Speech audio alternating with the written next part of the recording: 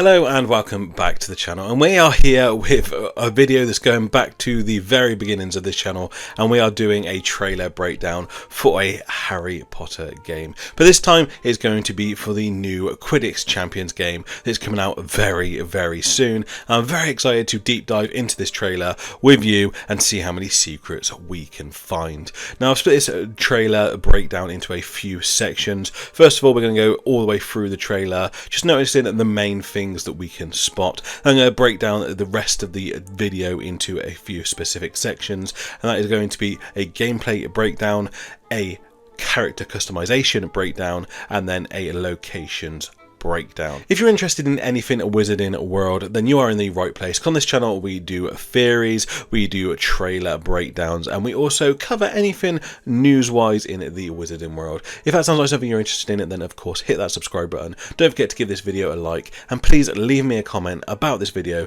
because I do reply to everyone. But without any further delay, let's get into this trailer breakdown. So the trailer opens in this museum like room. Now I think this is probably a room where you will keep all of your achievements and unlockables throughout the game. To the right hand side you can see what appears to be Ron's goalkeeping outfit with the protective armor across his shoulders, and to the left hand side the dummy is also wearing the helmet that he wears in the movies. On the right hand side there's also a poster that says Quidditch on it, but it also got the name Ginny Weasley. Now after she left Hogwarts she went on to be a Quidditch player. She actually played for the Holyhead Harpies, so this is potentially referencing the fact that she has gone on to have a Quidditch career. Also, another little secret in this scene is as you pan past the mannequin on the left, you can see a Daily Prophet article which is mentioning the final of the Quidditch World Cup. Directly in the middle of the table is a golden snitch statue. I would imagine this is unlocked by doing some sort of achievement as a seeker, and above this is a picture which we fly through, seeing the iconic location of the Hogwarts Quidditch picks with Hogwarts looming in the background. Now a lot of the first shots seem to be in the location of Hogwarts. We get an initial shot of some gameplay, and this looks to be online gameplay as you can see from the characters' names above their heads.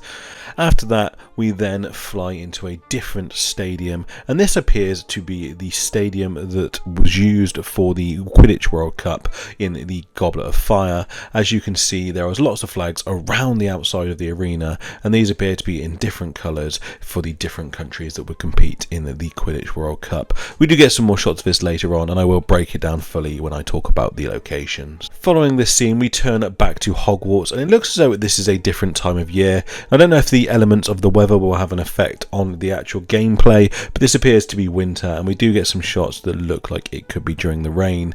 So whether these actually have an impact on gameplay, and maybe the quaffle is harder to catch if it is raining, or you go slower in the winter, I don't know, but it'll be interesting to see if there is an impact on gameplay or if it is just the aesthetic that you get around the castle. Now the next thing we see is that there is a single player career mode in this game. Now it'll be interesting to see how this pans out. However, it looks like there are multiple locations that potentially will be schools. Later on in the trailer we do see Durmstrang and Beauxbaton, so potentially we'll start off as a Quidditch player in one of those schools, which would then mean you can progress to being Quidditch captain and have the potential of making your own Quidditch team. Then you could progress further into the Quidditch leagues and follow in Ginny's footsteps, potentially playing for the Holyhead Harpies, and following that you then progress to the main stage, which is the Quidditch World Cup. The biggest question on that theory would be whether there are the intermediate stages where you play for the Quidditch League teams. It'd be really nice to see some of those locations because they can have full creative freedom to design their pitches. So hopefully that is something they have added or will be adding in the future. We're then back at Hogwarts, and you can see the character, I presume our character, is kissing the Hogwarts Quidditch Cup. You can see the Hogwarts logo on the front of it just below her face there. We then move on to the online mode of this game, and I actually found this shot quite interesting because normally the Quidditch match has 7 players against each other. However, you can clearly see there are 3 opponents from each team facing off against each other in this scene. So I don't know whether this is just a choice for the trailer or if this is potentially signifying there will be smaller team-based matches where you potentially have a 3-on-3 or a 4-on-4. This could be a gameplay feature that they are showing here. We then get some more shots of gameplay, this time from the perspective of a seeker. You can see the golden snitch flying ahead of them. And we then get another shot of the Quidditch World Cup. We have some gameplay from this as well, following the perspective of a chaser. And we get some footage from what looks to be after the match. I would imagine this is some sort of cutscene once you've won the Quidditch World Cup. You can see the character here with the trophy for the Quidditch World Cup, the golden snitch on top. And then you also have what looks to be some sort of circle in the middle of the trophy. I'm suggesting this is potentially the globe because it is the Quidditch World Cup. We raise the trophy to the adoring fans, and there's fireworks going off around us, and one in particular firework is actually shaped exactly like the trophy itself, which is a really, really nice feature that I like. Following this, we get a look at some of the iconic characters, and they are doing some winning emotes. So this is what happens at the end of each match, and once you win, you have a certain emote which you'll be able to equip and unlock more. You can see here Harry is doing his iconic one from where he won in his first match and nearly swallowed the golden snitch. We then get Malfoy, who's doing his very sinister pose. You can see that he's got the Nimbus 2001 in his hands here. He's catching the snitch as well. We then see Cho Chang raising her broom into the air in celebration. Now it's interesting to see that she's actually riding a Nimbus 2000. In the book she had a Comet 260, so it looks like they may have not put this broomstick in the game and replaced it with the Nimbus 2000 for her to ride. Whether they add it later, we're yet to see. And last but by no means least, we have Ronald Weasley, and he is doing the celebration emote based off of the first flying lesson they had in the Philosopher's Stone, where they say up to the broom and it smacks him in the face. It will be really interesting to see how creative they become with the celebration emotes and how many different little secrets they can add into the game through them. We then move into the character customization. There's quite a few details in this, which I will come back to when I break down the customization side of things as well. But it appears you can change a lot of the details of your character with the clothes, the hair, and also the broom that they ride. I also believe that wands are available in this game, even though I don't know what capacity you will have to use them. We also see other elements of clothing, such as additional things like glasses and hats. The last few shots of the trailer seem to focus around the Durmstrang location, and it really does look incredible. But finally, for the title, we return to Hogwarts, iconic location of the Quidditch pitch. They give us a release date of the September the 3rd, which is really not that long away now. Really excited for this. And there's two versions available, the Standard Edition and the Deluxe Edition. Standard Edition is also available straight away on PlayStation Plus from day one. And also if you pre-order these games, you get a skin for the Firebolt, which is really nice. Finally, there is also a Deluxe Edition, and if you order that, you get additional skins based around your house pride. And also 2,000 gold to spend in the store. Finally, for anyone who's played through the wondrous game that was Hogwarts Legacy, if you link up your Warner Brothers account with Hogwarts Legacy and also with Quidditch Champions, you get some additional cosmetic items. You get the Moon Trimmer broom, which is one of the iconic ones that you could buy from Hogsmeade in the game. It's the one with the lantern on the front, and I really love this broom, and it was one of my favourites to fly around in. You also get some skins. You get Sebastian Sallow as a skin, which is amazing. He was definitely a lot of people's favourite characters. You also get his wand. You also get some really interesting items. You get the Ancient Magic emblem, which is obviously going to be alongside your character's name when it appears on the screen. And then you also get the Ancient Magic Celebration, and it'd be interesting to see what this is. I wonder if your character glows with the red glow of the Ancient Magic.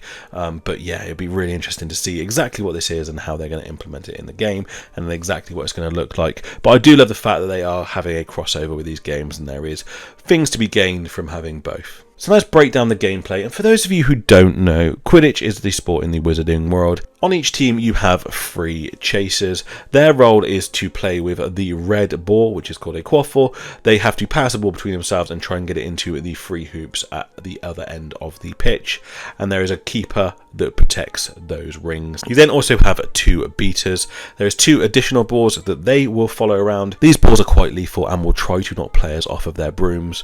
The beater's job is to chase those balls and hit them in the direction of the opposing team and protect their players from getting knocked off the broom by the bludgers. And the final position is the seeker. Their sole purpose is to catch the golden snitch. It is a very, very small, fast and hard to see ball, and by doing so, in the books you gained 150 points and it ended the game.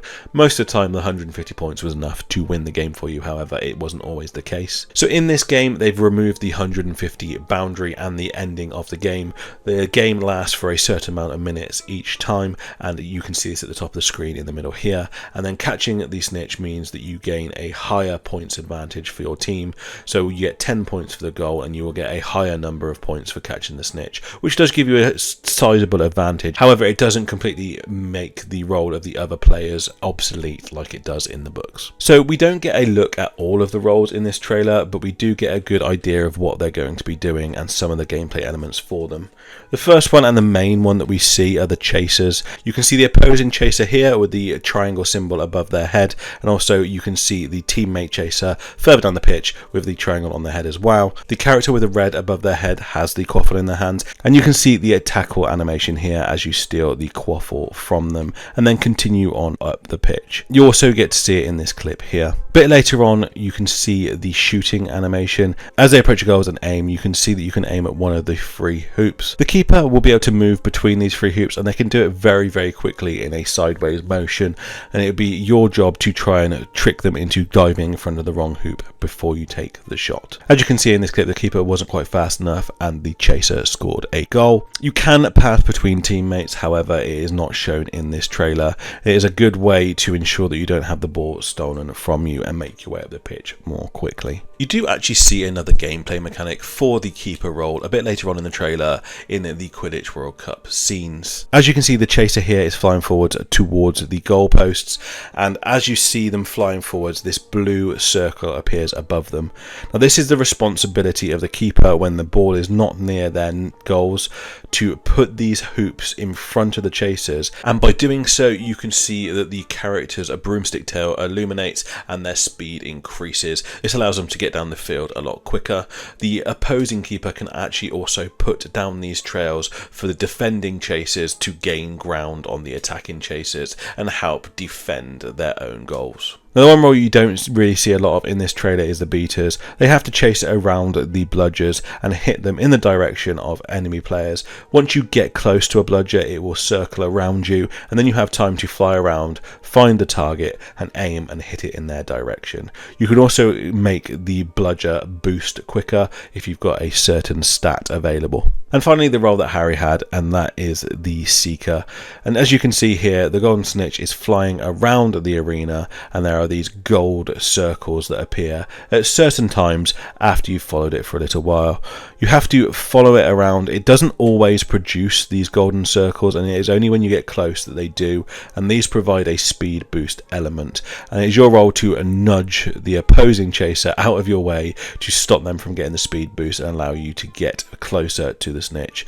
But you don't always see them, and you will have to actually physically try to look for the snitch to get this animation to happen before you can chase it down.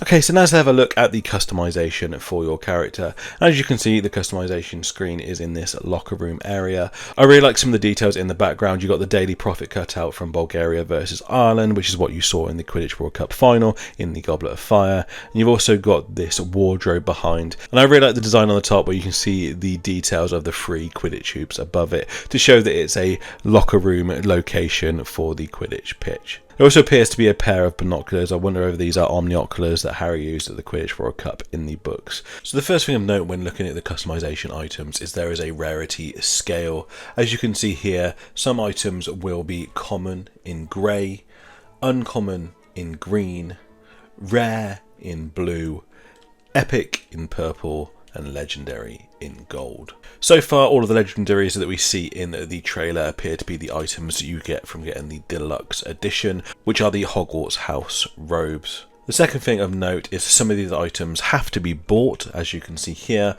this is purchased from the store. However, others are unlocked through gameplay.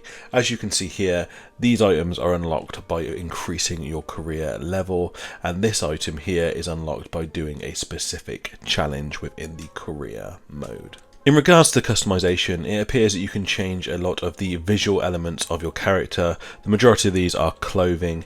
The types of clothing that you can change are obviously what your character wears on its body, but you also have the ability to change different things such as hats and helmets and glasses and goggles. A lot of the outfits do appear to be similar but with different colour variants.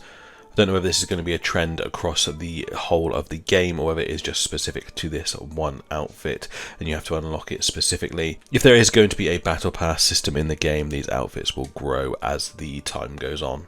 They also have some very special equipment as well. You can see one here based around Crookshanks, and then you've got all of the house mascots in a knitted form as a hat. Very similar to Luna's hat, but obviously it hasn't got a full line on her head growling, but you can imagine her wearing something very similar to this. One thing of note, which I don't think has any relevance, but I do want to point out, is the names of the hairstyles are all Harry Potter related in some way.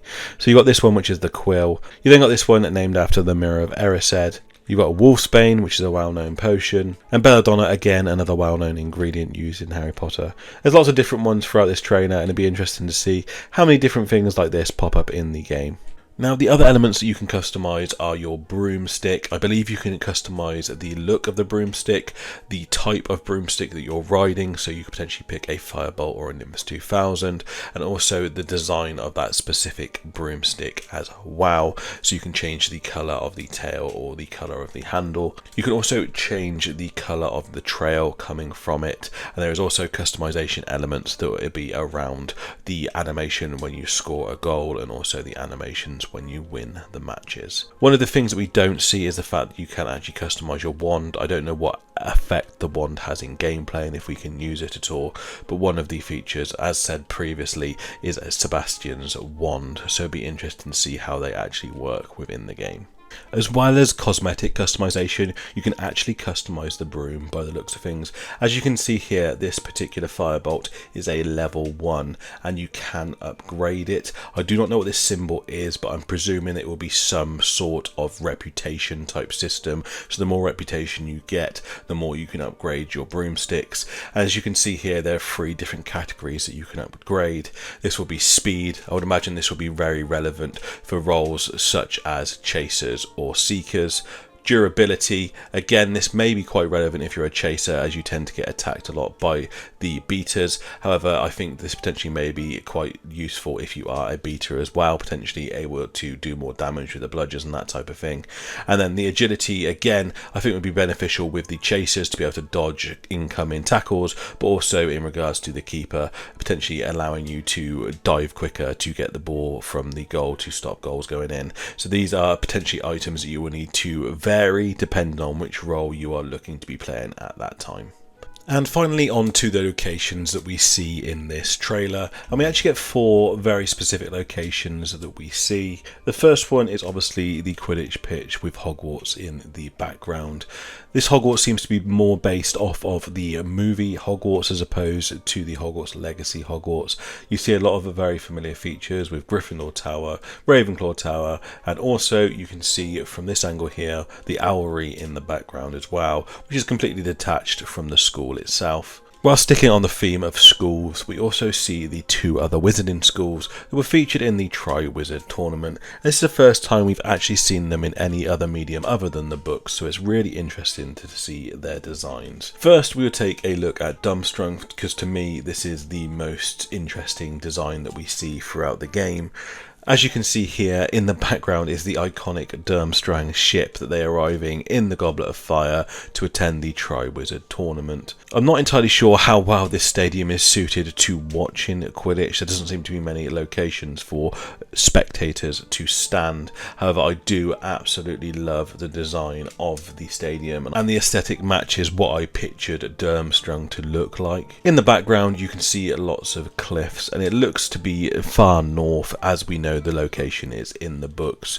Also, you get a look at the Aurora Borealis in the sky as the characters are flying about, also again suggesting this is in the north. Also really love the design behind the goalposts here. It looks very sinister. Obviously Durmstrang is highly associated with dark arts and is obviously the school that Grindelwald went to. This aesthetic here does look very, very interesting and almost ribcage like, to give that oppressive feel that the school always seemed to have in the books. Also, while in the Durmstrang location, we can also see what appears to potentially be their school robes. These are red robes that these characters are wearing here.